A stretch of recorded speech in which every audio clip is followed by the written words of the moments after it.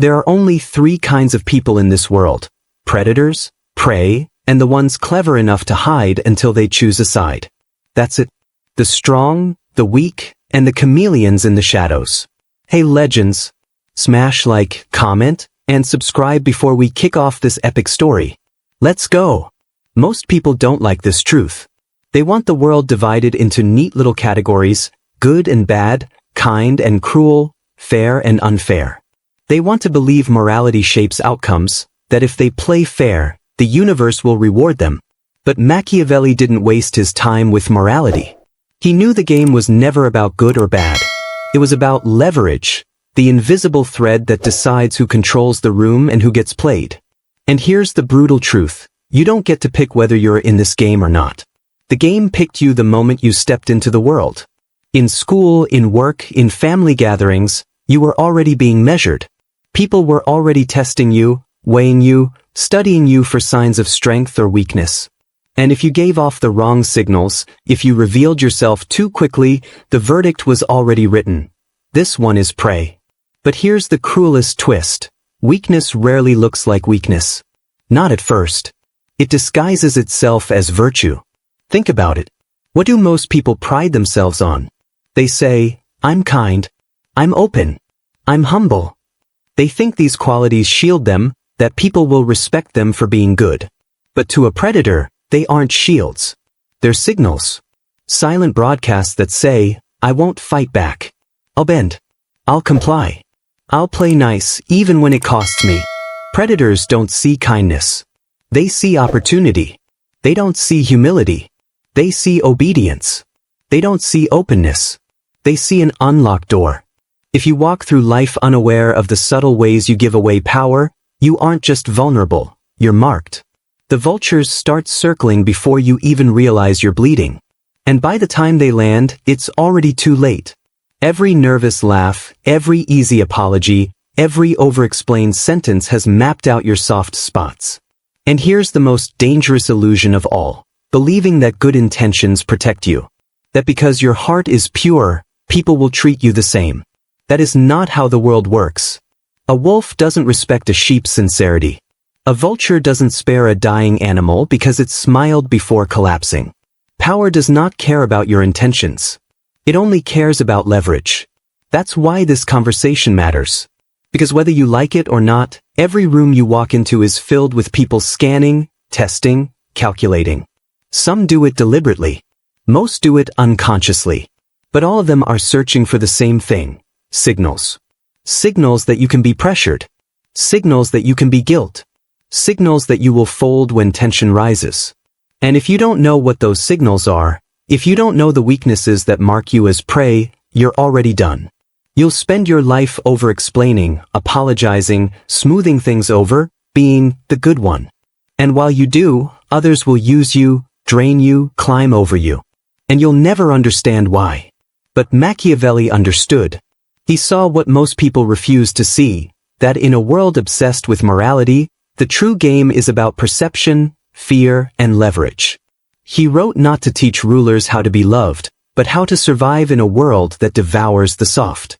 And centuries later, nothing has changed. So let's cut through the illusions.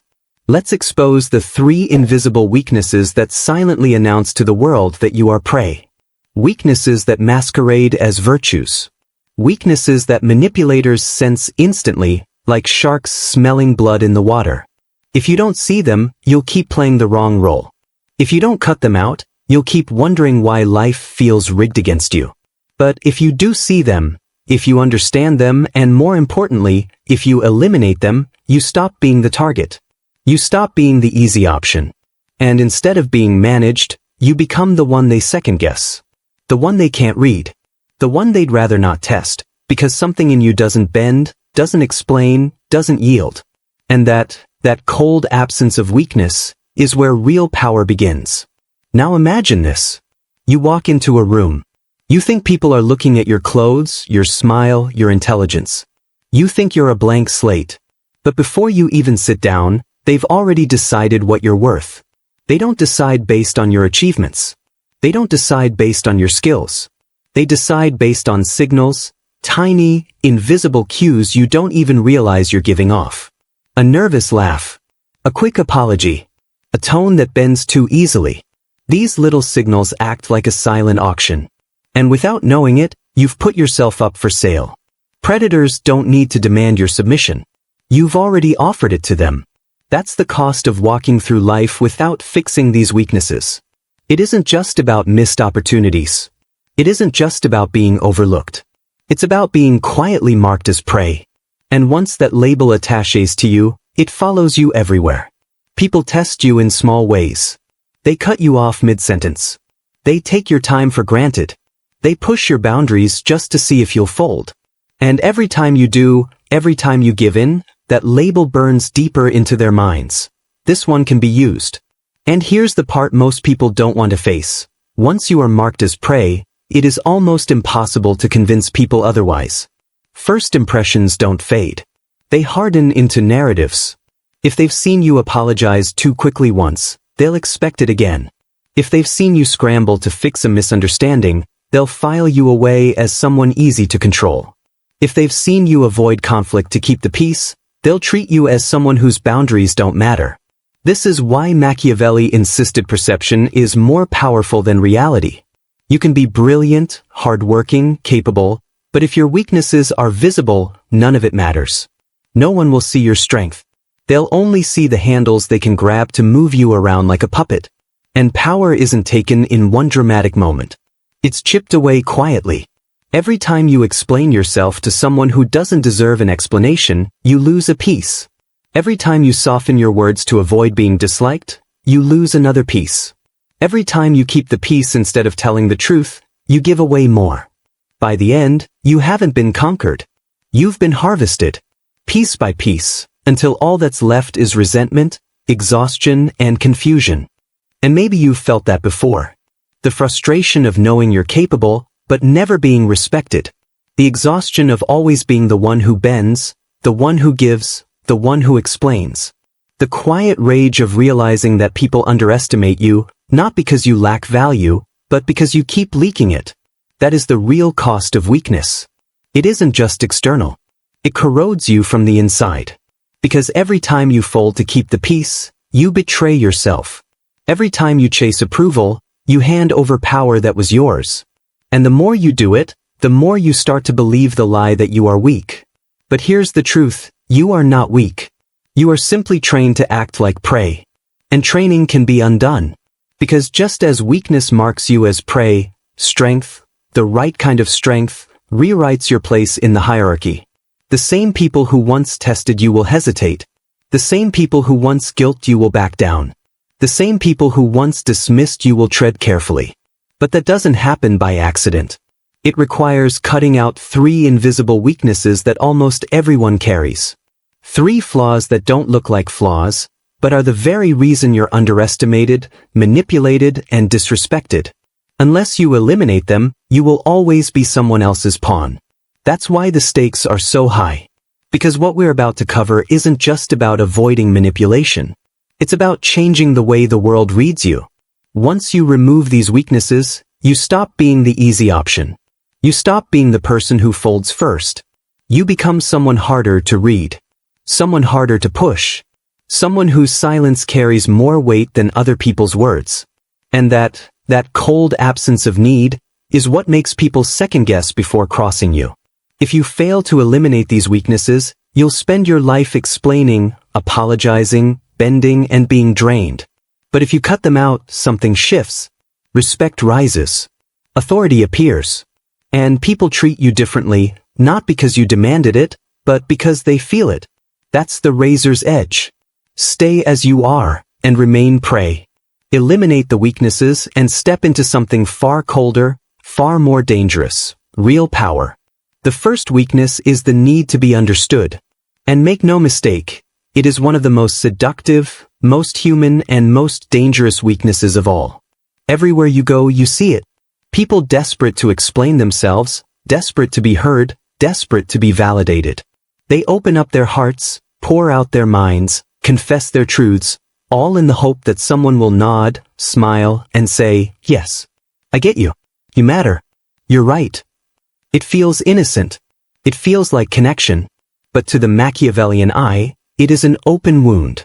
Because here's the brutal truth. Every explanation you give, every defense you mount, every extra detail you add to prove you were right, all of it communicates one thing. My value is up for debate. Think about that. When you explain yourself, you imply your worth isn't solid. You imply your truth isn't enough on its own. You imply you need their recognition to stand firm in who you are. And once someone sees that in you, once they realize you crave being understood, they own you. All they have to do is withhold that validation. Suddenly you're chasing it. You're over-talking, over-justifying, bending over backward to prove your sincerity. You're writing long texts explaining what you really meant. You're pouring energy into clarifying, defending, apologizing. And while you're bleeding yourself out in words, they're doing nothing but watching and learning. Every confession you spill is another map of your psyche. Every detail is another handle they can grab to control you. That's why Machiavelli himself warned that power lives in mystery. The moment you become emotionally transparent, you lose your edge. The more people know about your inner world, the more easily they can manipulate it. But most people don't see this. They think the opposite of explaining is coldness, distance, detachment. They think refusing to explain makes you robotic or cruel. That's the trap. The truth is you don't need to erase emotion. You need to train your nervous system to survive without being constantly seen. You need to learn to stand firm without someone mirroring your truth back to you. Because here's the harsh reality. Most people don't want to understand you. They want to use you. And the more they understand your inner workings, the easier it is for them to press the buttons that control you. Predators spot this weakness instantly. Imagine you're in an argument. You raise your point. They shake their head and say, "I don't really get what you mean." Most people panic at that moment. They think, "I have to clarify." They repeat themselves, add more words, try harder to make their truth clear. But a manipulator doesn't need clarity. They already understand you. They're just testing how badly you need them to agree. And the moment you start scrambling to explain, you've already lost. Another example, someone accuses you of arrogance. Most people immediately soften. "Oh, I didn't mean it like that, I just wanted to help." But the Machiavellian move? Silence. Let the accusation hang. Because here's what happens. The accuser starts to backtrack. I mean, not arrogant, just confident, I guess. This is the paradox of power. The less you reveal, the more they project. And the more they project, the more they reveal themselves. Why do so many people fall for this trap? Because they were trained into it. As children, you learned that acceptance equals survival. To be misunderstood by parents, teachers, or authority felt like danger. So you developed a reflex. Explain, justify, apologize, smooth things over before punishment fell. That programming never left. Now, as an adult, when someone misjudges you, you feel that same surge of panic. You scramble to fix your image. But Machiavelli would remind you, you are no longer a child. You do not need everyone's approval to survive. You don't need to be understood by everyone to exist. And the longer you cling to that old survival instinct, the easier it is for predators to exploit you. The fix is brutal but simple. Stop explaining yourself. Let your presence be the explanation.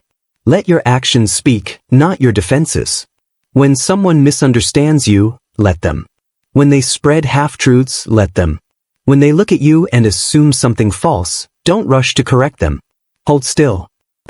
Because in that silence, something interesting happens. People start chasing your approval. The less you explain, the more they wonder. The more they wonder, the more they try to earn clarity. And suddenly, the dynamic flips. They are chasing understanding from you. Here's the training. Practice surviving misunderstanding. Let someone think you're selfish when you say no. Let someone call you cold when you don't overshare. Let someone misread you, and don't defend. Every time you resist that old reflex, you rewire your nervous system. You teach yourself that misunderstanding is not death, it's freedom. And once you can sit in that freedom, people sense it. They sense they no longer have hooks in you. They sense your validation isn't for sale. And they back off. And something remarkable happens. The same people who once tested you, who once guilted you, who once leaned on your fear of rejection, they step back. They may still dislike you. They may still gossip. But they hesitate before confronting you. They tread more carefully. Because they sense something cold in you, a refusal to be owned by approval. And here's the paradox. When you stop needing to be liked, you start to be respected. People don't always admire kindness. They admire strength. They admire the one who can stand in the fire of disapproval and not blink. Because most people can't. Most people break at the first sign of rejection. But when you don't, when you can wear dislike like armor, you shift in their eyes. You become someone they can't easily move, can't easily shame, can't easily use. And that is dangerous. Because once you no longer fear being disliked, you are no longer easy to control.